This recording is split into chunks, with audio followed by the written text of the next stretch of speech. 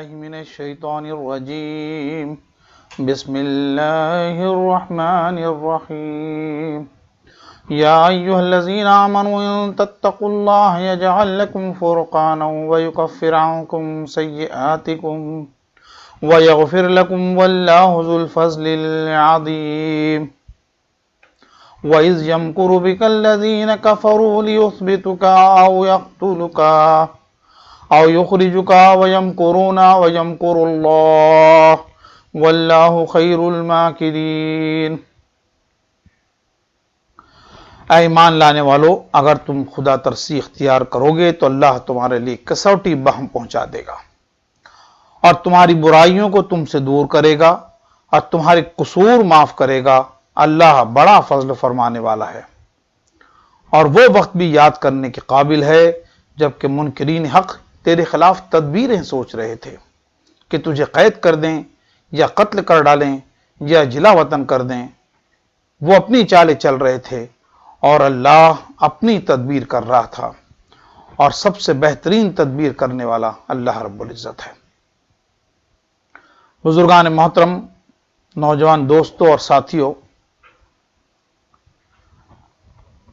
زیر نظر آیات مبارکہ سورۃ الانفال کی 29 اور 30 نمبر کی آیات ہیں۔ سورۃ الانفال نبی کریم صلی اللہ علیہ وسلم پر آپ کے مدنی زندگی میں نازل شدہ سورت ہے۔ اس سورت مبارکہ میں 75 آیات ہیں اور اس میں اللہ رب العزت نے غزوہ بدر کے حالات پر تبصرہ فرمایا ہے۔ ہم جانتے ہیں کہ غزوۃ البدر میں مسلمانوں کو فتح نصیب ہوئی تھی اور یہ تاریخ کا ایک زبردست قسم کا سلسلہ ہے۔ فتح مبین کے باوجود ایسی بہت ساری باتیں تھیں جو اللہ رب العزت اہل ایمان کو اخلاقی حیثیت سے یاد دلایا گیا۔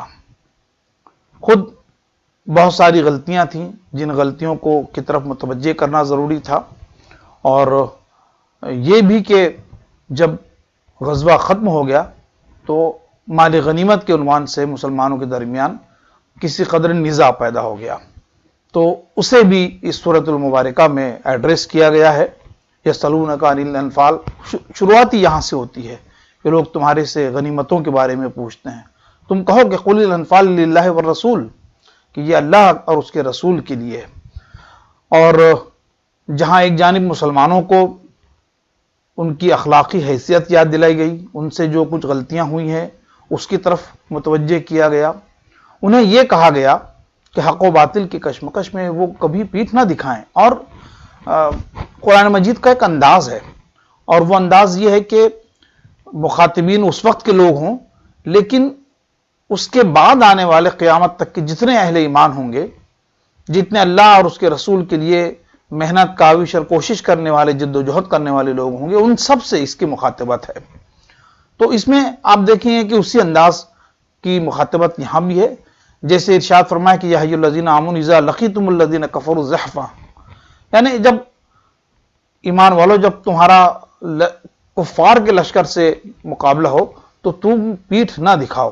پھر اسی طرح سے یہ ارشاد فرمایا گیا کہ اللہ اور اس کے رسول کی آواز پر اور ان کی دعوت پر لبیک ہی میں اصل میں زندگی ہے۔ اس آواز کو پیٹھ پیچھے ڈال کر کے کوئی انسان یہ چاہے کہ وہ اس دنیا اور آخرت میں دونوں میں سرخرو ہو جائے، یہ ان کے لیے ممکن نہیں ہے۔ اسی لیے ارشاد فرمایا کہ یا ایھا الذین آمنوا استجیبوا للہ والرسول۔ پھر اسی طرح سے یہ یاد دلایا گیا کہ وہ اپنی امانتوں کا پاس و لحاظ رکھیں، اللہ اور اس کے رسول کے ساتھ خیانت نہ کریں، اور جان رکھیں کہ مال اور اولاد فتنہ ہے۔ ایک جانب مسلمانوں کو یہ تمام چیزیں یاد دلائی گئی، یہ تذکیر کی گئی، اور دوسری جانب مشرکین مکہ نے جو کچھ دعوے کیے تھے ان دعووں کی قلعی بھی یہاں کھولی گئی، اور جیسے ابو جہل نے دعا کی تھی کہ اس جنگ میں جو حق پر ہے اے مالک تو اسے فتح عطا کر دے، تو وہاں اس انداز سے بھی اللہ رب العزت نے خطاب فرمایا ہے۔ جو آیتیں اس وقت ہمارے پیش نظر ہے وہ 29 اور 30 نمبر کی 2 آیات مبارکہ ہیں. ہم نے بنیادی طور پر یہ سوچا ہے کہ اس میں جو تتقوا اللہ یعنی تقوی کی جو گفتگو آئی ہے ہم اسی پر آج اپنے حاصل مطالعہ کو مرکوز رکھیں گے اور انشاءاللہ اسی پر گفتگو کرنے کی کوشش کریں گے. فرمایا کہ ان تتقوا اللہ یجعل لکم فرقانا ویکفر عنکم سیئاتکم ویغفر لکم. بات ارشاد فرمائی گئی ہے اہل ایمان سے. بظاہر اس وقت کے جو مسلمان تھے، جو اسلامی جماعت تھی، نبی کریم صلی اللہ علیہ وسلم کے ساتھ جن اصحاب کرام رضوان اللہ تعالی علیہم اجمعین نے غزوہ بدر میں حصہ لیا تھا یا اس وقت جو موجود تھے ان سے خطاب ہے. لیکن ظاہر ہے کہ یہ قیامت تک کے آنے والے جتنے مسلمان ہیں، جتنے اہل ایمان ہیں، ان سب کے لیے اس میں سامان ہدایت ہے. ان تتقوا اللہ، خدا ترسی، اگر تم خدا ترسی اختیار کرو گے تو اللہ تمہارے لیے فرمایا گیا کہ کیا کیا نعمتیں آگے دے گا، اس کا بھی ذکر یہاں ارشاد فرمایا. ہم جانتے ہیں کہ تقوی جو ہے وہ اس کا مادہ واو کاف یا ہے، وقا، جس کے لغوی معنی جو ہے وہ بچنے سے ہیں، کہ جیسے مالک کے غضب سے بچنا، اس کے احکامات کو توڑنے سے بچنا اور عذاب الہی اور دوزخ کے آگ سے بچنے کی کوشش کرنا، صاف ستھری زندگی گزارنے کی، گناہوں سے بچ کر زندگی گزارنے کی کوشش کی جائے. اور جیسے سمجھنے کے لیے یہ کہ to be on safe side, زندگی کے اندر میں بالعموم ایسا ہوتا ہے نا کہ اگر جیسے مثال کے طور پہ ہم کسی سفر پہ نکلنا چاہیں، ٹرین یا فلائٹ کا جو بھی وقت ہو، تو اس سے کچھ پہلے ہم اپنے متعینہ مقام پر پہنچنے کی کوشش کرتے ہیں. ایسا نہیں ہوتا کہ صاحب 10:50 کی اگر ٹرین ہے تو ہم وہاں پر 10:50 پہ پہنچ رہے ہوں یا 52 منٹ پہ پہنچ رہے ہوں. بالعموم آدمی سیف سائڈ رکھ کر کے پہنچتا ہے. پھر اسی طرح سے اگر گھر میں ہم نے کوئی ضیافت کا انتظام کیا ہے تو اگر 20 لوگوں کی ضیافت کا انتظام کیا ہے تو بالعموم ہم اپنے اہل خانہ سے یہ کہتے ہیں کہ وہ 2-4 لوگوں کو بڑھا لے. تو اس طرح سے یہ جو to be on safe side, تو تقوی ہم سمجھتے ہیں کہ یہ بالکل اسی قسم کی چیز ہے کہ وہ اپنے آپ کو ایک سیف سائڈ رکھ کر کے اپنی زندگی گزارنے کی کوشش کرے. حضرت ابن کعب رضی اللہ تعالیٰ عنہ ایک بار اسی تقوی کے اوپر میں درس قرآن دے رہے تھے. سیدنا عمر کا زمانہ تھا، سیدنا عمر خلیفۃ المسلمین تھے، وہ بھی اس مجلس میں موجود تھے.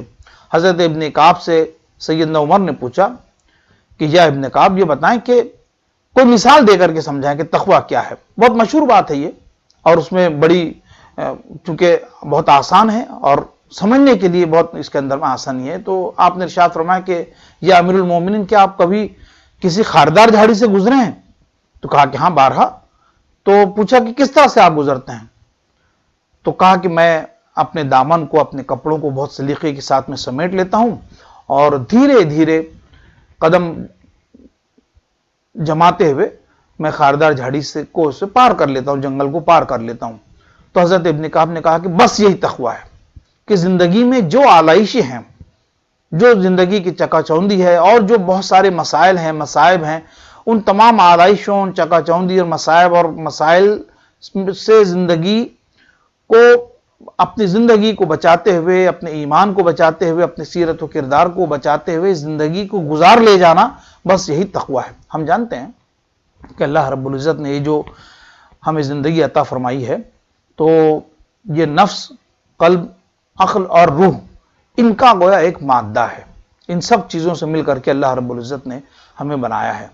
اور جسم تو جسم ہے، خاکی بدن ہے یہ، اور مٹی سے بنا ہے اور مٹی ہی میں مل جانا ہے. لیکن روح جو ہے وہ اللہ رب العزت کی دی ہوئی ہے. جیسے اللہ نے ارشاد فرمایا کہ نفخت فیہ من روحی، اسے اپنی طرف آپ نے، اللہ رب العزت نے منسوب فرمایا ہے. ارحم الراحمین فرماتے ہیں کہ وہ نفخت فیہ من روحی، کہ وہ روح جو ہم نے تمہیں دی ہے.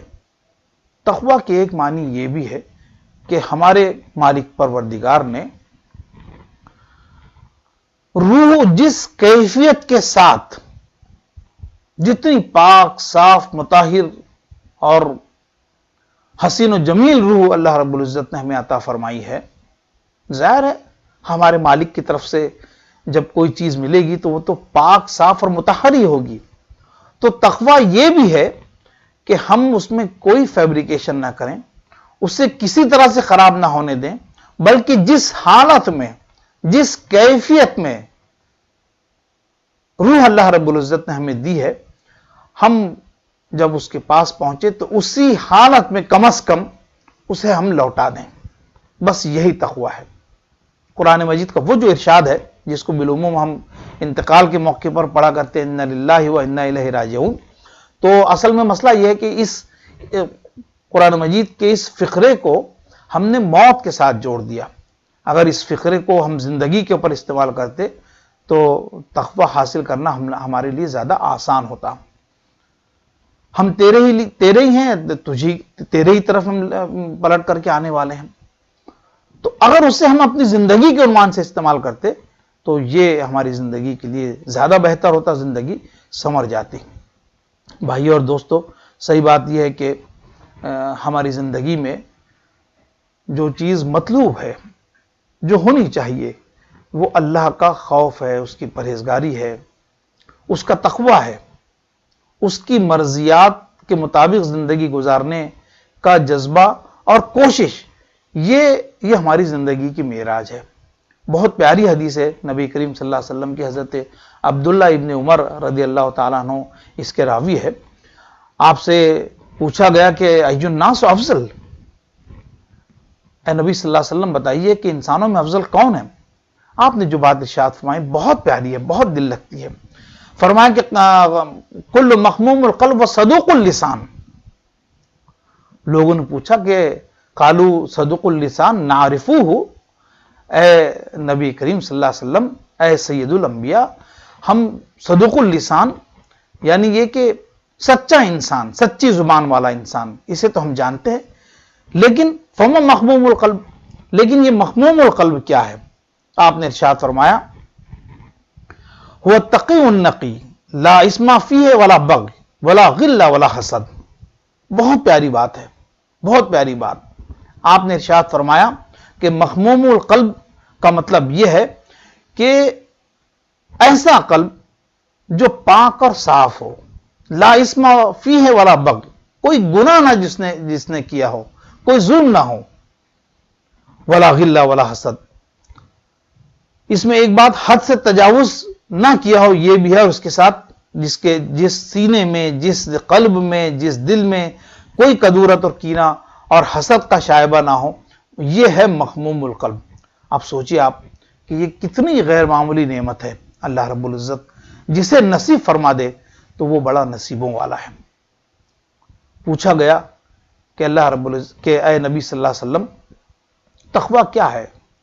تو آپ صلی اللہ علیہ وسلم نے ارشاد فرمایا کہ التقویٰ ہا ہونا, التقویٰ ہا ہونا. آپ نے اپنے سینہ مبارک کی طرف, قلب مبارک کی طرف اشارہ فرمایا کہ 3 بار آپ نے ارشاد فرمایا التقویٰ ہا ہونا, التقویٰ ہا ہونا, التقویٰ ہا ہونا, کہ تقویٰ یہاں ہے.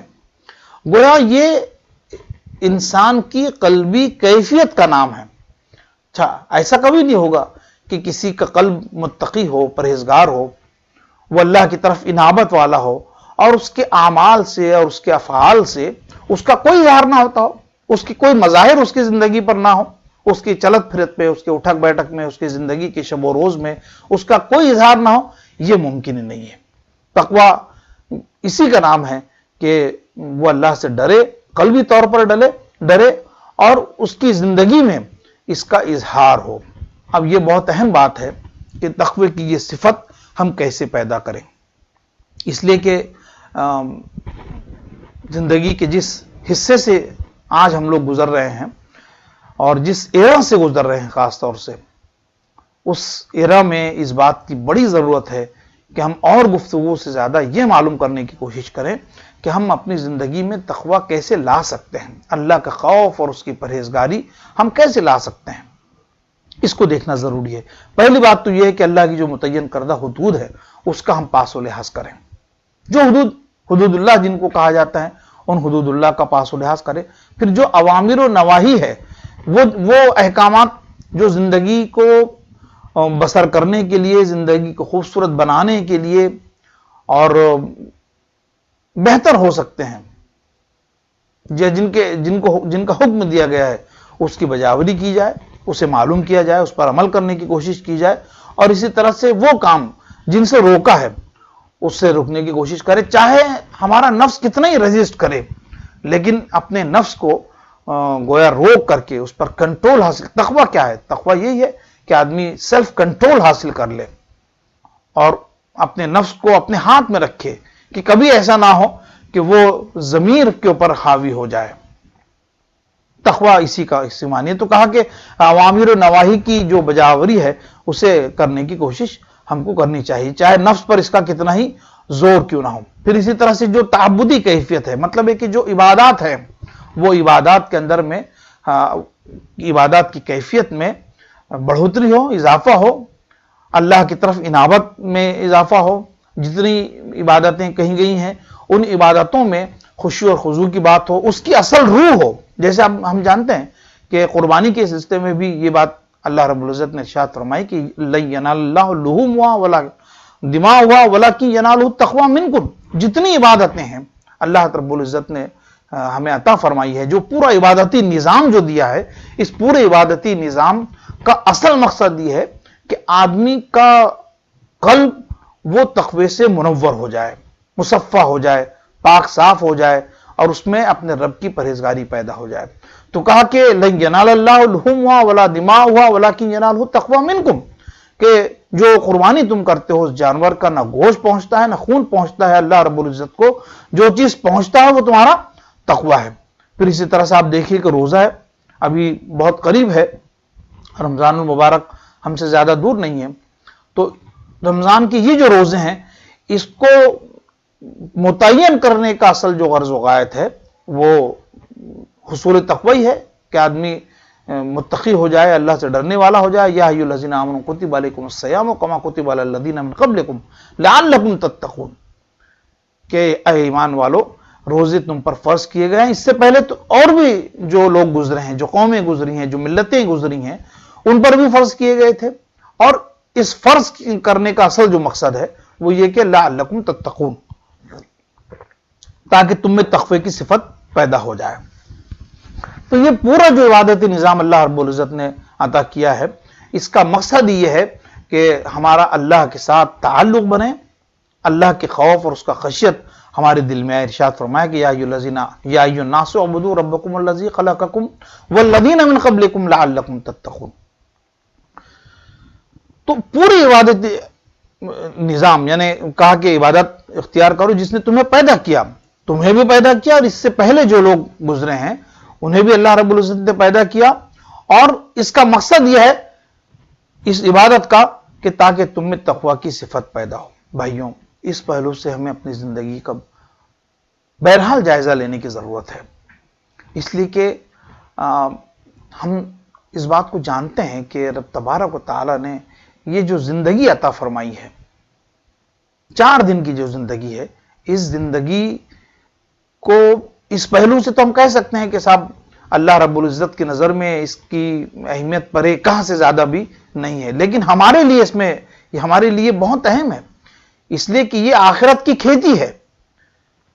اس زندگی کو، اس کے لمحات کو، اس کے شب و روز کو، اس کو دن اور رات کو ہم جتنا اچھا بنا سکتے ہیں اتنا ہم اچھا بنانے کی کوشش کریں۔ ہمارا ہر دن، آنے والا ہر دن پچھلے لمحوں سے، پچھلے دنوں سے زیادہ بہتر ہو، یہ آج سوچنا، غور و فکر کرنا، اور ایک ایسے وقت کہ جبکہ ہم لاک ڈاؤن کی سچویشن میں اپنے گھروں میں بالکل بند ہیں، ایسے وقت ہم اپنی زندگی پر، اپنے شب و روز پر ضرور غور کریں، اس کا جائزہ لیں، انالیسس کریں کہ جتنی زندگی ہماری پچھلی گزری ہے وہ کیسی تھی، کہاں ہم نے غلطیاں کی، کہاں کوتاہیاں کی، کہاں ہم نے اللہ کے اوامر کا پاس و لحاظ نہیں کیا، جن باتوں سے رکنا تھا نہیں رک سکے، اس کا ہم جائزہ لیں اور دیکھیں اور ٹھیک کرنے کا عزم کریں۔ یہ جو ٹھیک کرنے کا جو پروسیس ہے نا، یہ کبھی رکنا نہیں چاہیے، یہ تو قبر میں پہنچنے تک جو ہے اس پروسیس کو جاری رہنا چاہیے، اس لیے کہ ہم میں سے کوئی نہیں ہے کہ جو یہ کہہ سکے کہ میں مکمل ہو گیا ہوں۔ پھر چوتھی چیز جو اس سلسلے میں ہے وہ ہے کہ قرآن مجید، کہ قرآن مجید کے ساتھ میں ہمارا ربط و تعلق بنے، صبح شام کی زندگی میں اس کے ساتھ میں ہمارا تعلق ہو، اس کے سائے میں میری اور آپ سب کی زندگیاں گزریں، یہ بہت ضروری ہے۔ اس لیے کہ قرآن مجید کے ساتھ تعلق کے بغیر ہم یہ چاہیں کہ ہم اپنے رب کو راضی کر لیں، اس کا تقوی، اس کی پرہیزگاری، اس کی خشیت ہم اپنے دل میں لے آئیں، یہ پاسبل ہی نہیں ہے، یہ ممکن ہی نہیں ہے۔ قرآن مجید پورا کا پورا اٹھا کر کے آپ پڑھیں گے تو آپ کو سمجھ میں آئے گا کہ اس میں انسانی زندگی کے کیا منہج ہو سکتے ہیں، کیا راستے ہو سکتے ہیں، اور منزل کیا ہے، بہت کھول کھول کے بیان کیا ہے۔ اور اس منزل میں، اس راستے میں، اس سفر میں بہت سارے مسائل آئیں گے۔ قرآن مجید نے ان مسائل کو راست مخاطب کیا ہے، اور ان مسائل میں انسان کو کیا رہنمائی، کیا اقدامات کرنے چاہیے، اس کی طرف اشارہ کیا ہے۔ قرآن ارشاد فرماتا ہے کہ یا ایھا الناس قد جاءتکم موعظۃ من ربکم وشفاء لما فی الصدور وہدی ورحمۃ للمؤمنین، کہ اللہ رب العزت کی طرف سے نصیحت آ چکی ہے، یہ اس میں اللہ مومنین کے لیے شفاء قلب ہے، ہدایت ہے اور رحمت ہے۔ بھائیوں سوچ کے دیکھیے کہ اللہ تعالیٰ کے اس کلام مبارک کے بغیر ہم اپنی زندگی کا کیسے تصور کر سکتے ہیں۔ اب وقت ہے کہ جب ہم اپنے گھروں میں بیٹھے ہیں تو اللہ کے کلام کے ساتھ ہم صحیح تعلق پیدا کریں، جو اس کا حق ہے پڑھیں، سمجھیں، اس کے ساتھ اپنا جذباتی تعلق پیدا کریں۔ آیات مبارکہ، چھوٹی چھوٹی آیات مبارکہ، چھوٹی صورتیں، ان کو ہم یاد کرنے کی کوشش کریں۔ جنہوں نے خاصا یاد کیا ہے تو وہ اس کے اگلے مرحلے میں بڑی بڑی صورتوں کو یاد کرنے کی کوشش کریں، زبان زد کرنے کی کوشش کریں، اس لیے کہ اللہ کا یہ کلام جتنا ہمارے دل میں محفوظ ہوگا تو کل قیامت میں انشاءاللہ العزیز جب ہم اپنے رب کے پاس جائیں گے تو ایسا نہیں ہوگا اللہ کے نبی صلی اللہ علیہ وسلم کے ارشاد مبارک کے مطابق کہ جس دل میں قرآن نہ ہو وہ کھنڈر ہے، تو اس کھنڈر کو ہم لے کر کے اپنے رب کے پاس جانا نہیں چاہتے ہیں۔ ہم سے تو یہ کہا گیا کہ خذوا ما آتیناکم بقوۃ واذکروا ما فیہ لعلکم تتقون، کہ ہم جو کتاب تمہیں دے رہے ہیں اسے مضبوطی سے تھامو، اس میں جو کچھ لکھا ہے اسے یاد رکھو، توقع ہے کہ تم غلط روی سے بچ جاؤ گے۔ یہ جو آیت ہے یہ اصلاً حضرت موسیٰ علیہ السلام کے حوالے سے ہے، لیکن ظاہر ہے کہ یہ آج بھی ہم لوگوں کے لیے، اہل ایمان کے لیے اور سارے عالم کے لوگوں کے لیے اس میں سبق ہے کہ اسے تھامنا ہے اور اس پر عمل کرنا ہے، اور اس پر عمل اور اس کو تھامے بغیر ہم غلط روی سے بچ جائیں، تقوی اختیار کر سکیں، یہ پاسبل نہیں ہے، بالکل ممکن نہیں ہے۔ جیسے ہم جانتے ہیں کہ حضور صلی اللہ علیہ وسلم کی حدیث ہے ترکت فیکم امرین لن تضلوا ما تمسکتم بہما، کتاب اللہ سنت رسول اللہ، کہ تمہارے لیے دو راستے ہیں، اللہ کی کتاب ہے اور میری سنت ہے، یہی وہ چیز ہے جو تمہیں گویا اپنے رب کی نظر میں سرخرو کر سکتی ہے اور تمہارے لیے کامیابی کی گویا ضمانتیں ہیں۔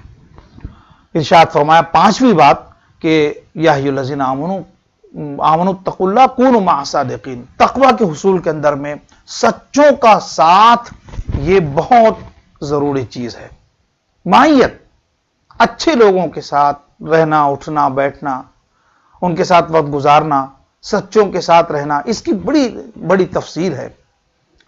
اس وقت ہمارے پاس میں زیادہ موقع نہیں ہے کہ اس کی بھی تفصیل ہم بتائیں، لیکن یہ کہ اچھے لوگوں کے ساتھ جو اللہ والے ہوں، اللہ کو چاہنے والے ہوں، اس کے رسول سے محبت کرنے والے ہوں، ان لوگوں کے ساتھ زندگی گزرے، کونوا مع الصادقین، سچے لوگوں کی معیت میں رہو، یہ بہت ضروری ہے۔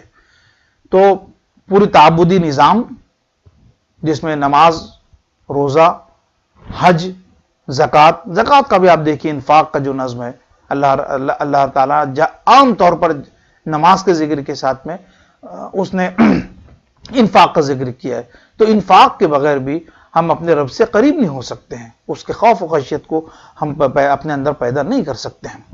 تو ارشاد یہ فرمایا کہ اگر تم ان تتقوا اللہ یجعل لکم فرقان، اگر تم تقوی اپنے اندر پیدا کر لو تو ہم تمہیں فرقان عطا کریں گے۔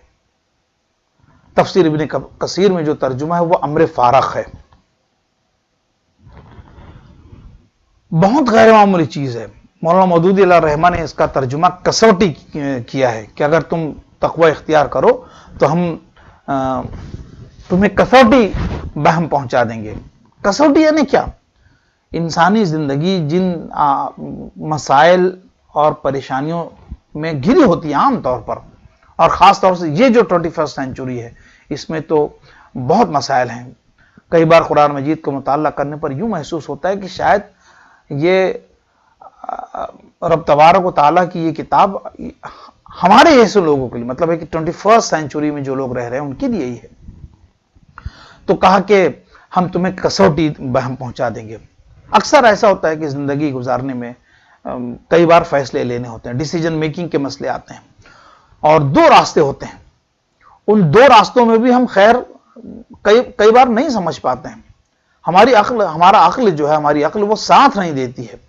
تو ہر ایسے موقع پر اللہ رب العزت ارشاد فرماتے ہیں کہ تمہارا تقوی تمہارا ساتھ دے گا، تمہیں بتائے گا کہ ان دو راستوں میں سے، تین راستوں میں سے تمہارے لیے صحیح راستہ کون سا ہو سکتا ہے. ایسا راستہ کہ جو اللہ کی مرضی کی طرف جائے اور تمہارے لیے دنیاوی اور اخروی دونوں فوائد کے لیے کارآمد ہو. تو ہم تمہیں کسوٹی بہم پہنچا دیں گے. بھائیوں سوچ کے دیکھیے کہ یہ کتنا غیر معمولی انعام ہے اللہ تعالیٰ کا کہ اللہ تعالیٰ اپنے متقی بندوں کو ایک ایسا فرقان ان کی ذات میں ان بلٹ گویا پیدا ہو جائے گی وہ چیز کہ جب بھی کوئی تین راستے ہوں، دو راستے ہوں، کوئی فیصلہ لینا ہو تو اس وقت اسے اس کی رب کی طرف سے رہنمائی ہوگی اور وہ صحیح فیصلے تک جائے گا. یہاں حق اور باطل کی تمیز کی بھی بات ہے. جیسے مفتی تقی عثمانی صاحب نے اس کا جو ترجمہ کیا وہ یہ کیا کہ انہوں نے حق و باطل کی تمیز عطا کرے گا. بہت غیر معمولی چیز ہے کہ زندگی میں آدمی صحیح فیصلے کر سکے، حق کے ساتھ چل سکے، ہر لمحے حق کے ساتھ چلے اور حق ہی پر اسے موت آئے. یہ بہت ضروری ہے. اسی طرح سے آپ دیکھیے کہ اللہ رب العزت ارشاد فرماتے ہیں کہ تقوی کے ساتھ ہم تمہیں امر فارغ عطا کریں گے، کسوٹی فرقان عطا کریں گے، اور دو بہت غیر معمولی اور نعمتیں بھی ہم عطا کریں گے. یوں تو اس کے علاوہ تقوی کے ساتھ، اللہ کے خوف و خشیت کے ساتھ بہت سارے انعامات وابستہ ہیں، لیکن یہاں جو تین انعامات اللہ تعالیٰ نے دیے ہیں وہ تین انعامات بہت غیر معمولی ہے. اور اگر ہم سوچیں تو ہمیں یہ سمجھ میں آتا ہے کہ صاحب اگر تین انعام مل جائیں، یہ تین نعمتیں کسی انسان کو نصیب ہو جائے تو وہ تو بڑے مرتبے والا ہے، اس کی تو زندگی بڑی حسین ہو جائے، بڑی خوشگوار زندگی ہو جائے. دوسری بات ارشاد فرمائی کہ ان کی سیئات ان سے دور کر دے گا، ان کی برائیاں ان سے دور کر دے گا. اور کیا چاہیے صاحب کہ ہماری جو برائیاں ہیں، ہماری زندگی کی جو سیئات ہے وہ اسے دور کر دے گا. بلکہ ایک جگہ تو ارشاد یہ فرمایا اللہ رب العزت نے کہ جو کوئی تقوی اختیار کرے گا تو ہم اس کی جو سیئات ہے اسے حسنات میں تبدیل کر دیں گے. میرے بھائیوں یہ بڑی نعمت کی چیز ہے. اور تیسرا جو انعام آپ نے ارشاد فرمایا وہ یہ کہ تمہارے گناہ معاف کر دے گا.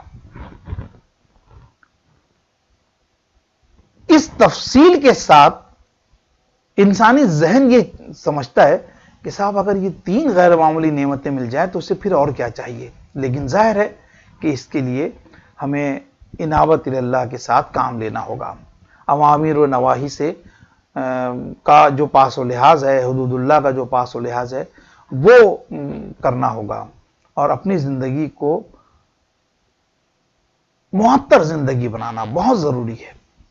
جہاں حقوق اللہ کی بات ہے وہیں حقوق العباد کے بغیر بھی انسان تقوی حاصل نہیں کر سکتا.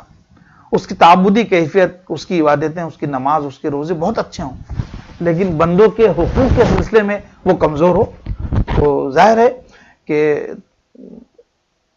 وہ تو متقی نہیں ہو سکتا. اس لیے کہ بندوں کے حقوق اللہ رب العزت یہ کہتا ہے کہ اگر میں چاہوں تو اپنے حقوق معاف کر سکتا ہوں، لیکن بندوں کے حقوق میں معاف نہیں کر سکتا. دوسری جو آیت مبارکہ ہے اس پر ہم گفتگو کر کے اپنی بات کو مکمل کرتے ہیں، وہ وقت بھی یاد کرنے کے قابل ہے کہ جبکہ منکرین حق تیرے خلاف تدبیریں سوچ رہے تھے کہ تجھے قید کر دیں یا قتل کر ڈالیں یا جلا وطن کر ڈالیں، وہ اپنی چالیں چل رہے تھے اور اللہ اپنی تدبیر کر رہا تھا۔ واللہ خیر الماکرین، اور اللہ سے اچھی تدبیر کرنے والا کون ہو سکتا ہے؟ نبی کریم صلی اللہ علیہ وسلم کی جو مکی زندگی تھی، ہم جانتے ہیں کہ آپ کی کوششوں اور دعوت کے نتیجے میں لوگ آپ کے مخالف ہو گئے، وہ لوگ کہ جن کو اپنا کرسی، جن کو اپنا اقتدار ڈولتا ہوا محسوس ہوا، انہوں نے آپ صلی اللہ علیہ وسلم کی مخالفت کی، اور یہ مخالفت آ کر کے آپ کے قتل کے منصوبے پر منتج ہوئی۔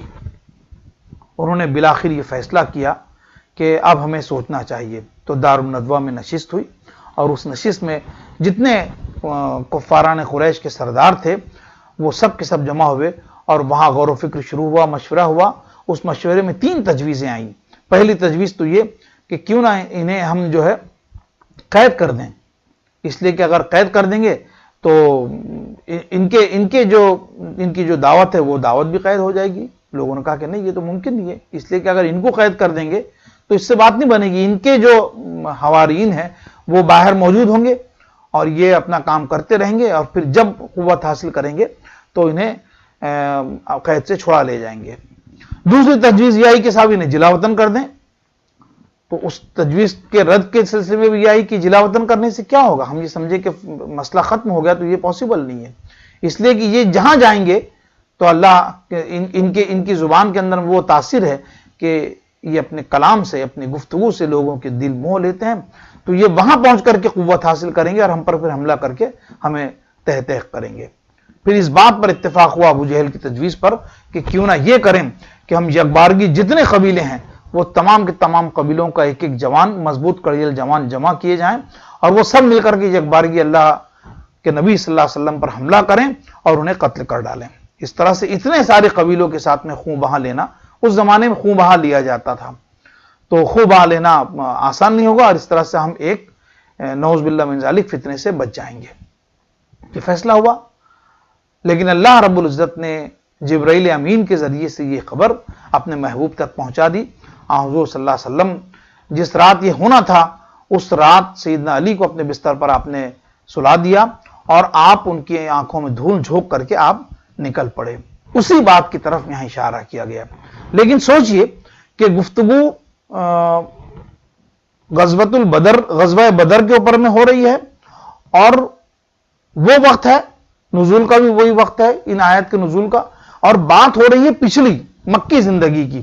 گویا اس وقت یہاں بھی یہ بتانا مقصود ہے کہ وہ ایک زمانہ تھا جبکہ تمہاری جان بھی محفوظ نہیں تھی، لوگ تمہارے قتل کے درپے تھے، لیکن آج اللہ رب العزت نے تمہیں ایک بڑی طاقت کے ساتھ مقابلے کا موقع دیا، اور اپنی رحمت سے، اپنی مدد سے، اپنی نصرت سے تمہیں فتح مبین عطا کی۔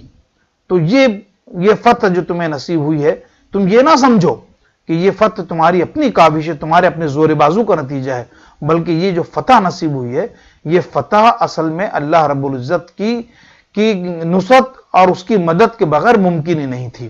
تو اس بات کی طرف گویا اشارہ بھی کیا گیا ہے اور تذکیر بھی کی گئی ہے۔ بھائیوں، ہم اخیر میں ایک دو باتیں عرض کر کے اپنی اس گفتگو کو مکمل کرتے ہیں۔ وہ بات یہ کہ قرآن مجید ہم لوگوں کے لیے، ہمارا یہ ایمان ہے کہ اللہ رب العزت کی یہ کتاب ہے، شاہ کلید ہے، اس میں جو جتنے غوطے لگائے گا، جتنا تعلق اس کے ساتھ میں قائم کرے گا، اللہ کی نصرتیں اور اس کی مدد اتنی شامل حال ہوگی۔ ہم سب کے لیے یہ بہت ضروری ہے اہل ایمان ہونے کی حیثیت سے کہ ہم اپنے رب کے اس کلام کے ساتھ خوب تعلق بنائیں، غور و فکر کرنے کی کوشش کریں، اس کے ساتھ ہمارا اچھا خاصا وقت گزرے۔